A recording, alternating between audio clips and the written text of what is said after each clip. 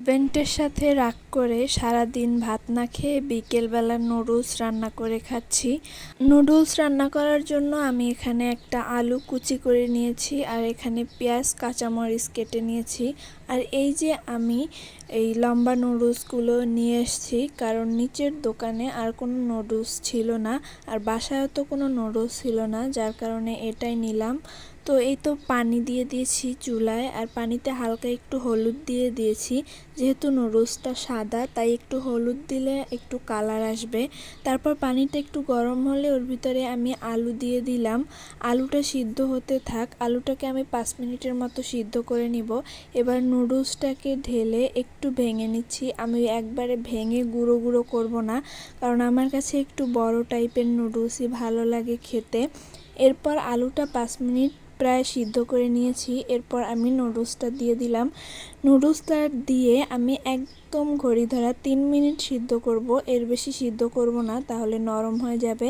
আমার কাছে ঝরঝরে টাইপের নুডলস খেতে ভালো লাগে। এই তো সিদ্ধ করা শেষ। এবার আমি একটা ঝাঁপিতে ঢেলে ঠান্ডা পানি দিয়ে ভালোভাবে ধুয়ে নিলাম। আর এদিকে আরেকটা কড়াই দিয়ে দিলাম চুলায়।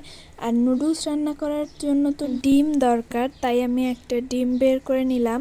এবার আমি একটা কড়াইতে তেল দিয়ে তার ভিতরে ডিমটাকে আগে ঝুরি ঝুরি করে ভেজে নিব।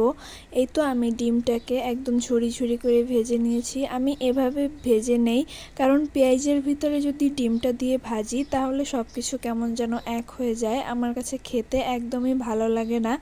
এরপর এটা ভাজা হয়ে গেলে আমি একটা প্লেটে এটাকে নামিয়ে রাখলাম। এবার কড়াইটা আবার চুলায় বসিয়ে দিয়ে অল্প করে তেল দিয়ে তার ভিতরে আমি পেঁয়াজ এবং কাঁচামরিচ কুচিটা দিয়ে কিছুক্ষণ ভেজে নিব, যাতে এটার কাঁচা ভাবটা না থাকে। এটা ভাজা হয়ে গেলে এবার আমি এর ভিতরে নুডলসগুলো দিয়ে দিব। যেই নুডলসগুলো আমি ধুয়ে পানি ঝরাতে দিয়েছিলাম, এই তো নুডলসগুলো দিয়ে দিলাম। এবার এই নুডলসগুলো দিয়ে আমি প্রায় 4 থেকে 5 মিনিটের মতো নাড়াচাড়া করে নিব।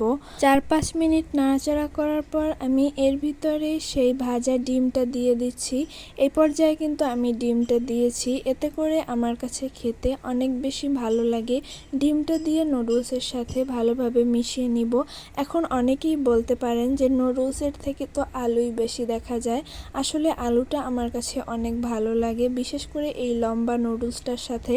তাই আমি এই নুডলস রান্না করার সময় আলু দেই, আর এটা খেতে আমার কাছে অনেক ভালো লাগে। এই তো এবার আমি মশলাগুলো দিয়ে দিচ্ছি। মশলাগুলো দিয়েও আমি বেশ কিছুটা সময় এটাকে রান্না করে নিব, তাহলে খেতে আমার কাছে অনেক বেশি ভালো লাগে।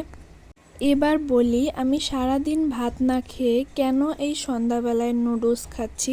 আসলে হাজবেন্ডের সাথে তুমুল ঝগড়া হয়েছে, যার কারণে আমি রাগ করে সারাদিন ভাত খাইনি। আর এখন সন্ধ্যাবেলা, তাই একটু বেশি করে নুডলস রান্না করে খেয়ে নিব। কারণ রাতে এসে যদি আমাকে ভাত খাওয়ার জন্য জোরাজুরি না করে, তাহলে সারা রাত ক্ষুধা পেটে কিভাবে থাকবো। এই কারণে একটু বেশি করে রান্না করে খেয়ে নিচ্ছি, যাতে রাতে যদি আমাকে খাওয়ার জন্য জোরও না করে, তাহলে আমার যাতে ক্ষুধা না লাগে। তো এই তো আমি রান্না করে নিয়েছি। আর বাসায় টমেটো সস ছিল না, যার কারণে আমি শসা কেটে নিছি। এখন অনেকেই বলবেন শসা দিয়ে কে নুডলস খায়। ভাই, আমি খাই শসা, আমি সব কিছুতে খেতে পারি। আমার কাছে শসা অনেক বেশি ভালো লাগে। আর এই তো এদিকে নুডলসগুলো খাচ্ছি। আর আমার মেয়েও দেখেন এসছে খাবে। ওকে যেহেতু তেলের জিনিস বেশি খাওয়াই না, তাই অল্প করে একটু মুখে দিলাম।